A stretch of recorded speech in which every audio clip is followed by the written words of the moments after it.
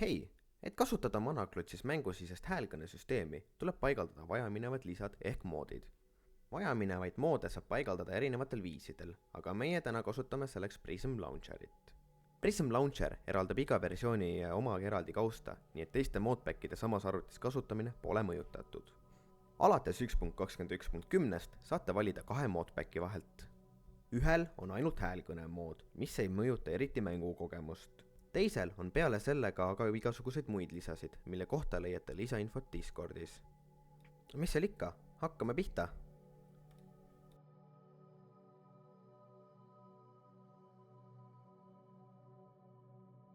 Kõigepealt läheme veebilehele prismlauncher.org ning laeme alla Launcheri.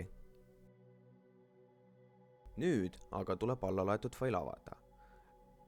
Peale avamist käivitub Launcheri paigaldusviisard. Seadistage Launcher ülesse nii, kuidas te soovite.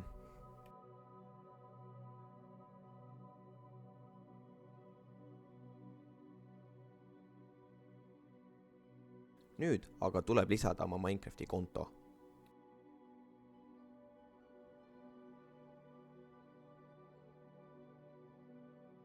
Kui teie veebilehitseja küsib luba, kas võib avada Prism Launcheri, kindlasti lubage. Muidu ei jõua sisselogimisteave Launcherini. Nüüd peame lisama eksemplari. Ma tean, see on hästi imelik tõlge. Ning me peame valima import. Iga kord, kui te impordite, palun vaadake üle, et link oleks õige.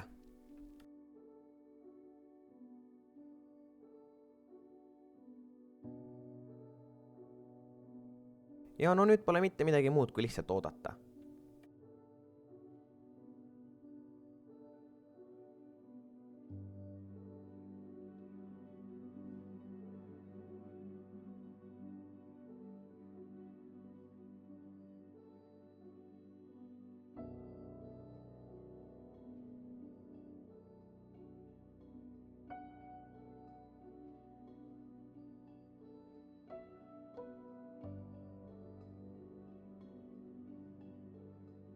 Kui te jõuate mängu, palun valige kõneseadetest oma mikrofon ja kõlar, mida soovite kasutada.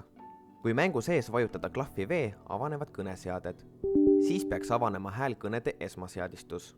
Hea tava on kasutada push to talki, mis tähendab, et rääkimise ajal peab all hoidma nuppu.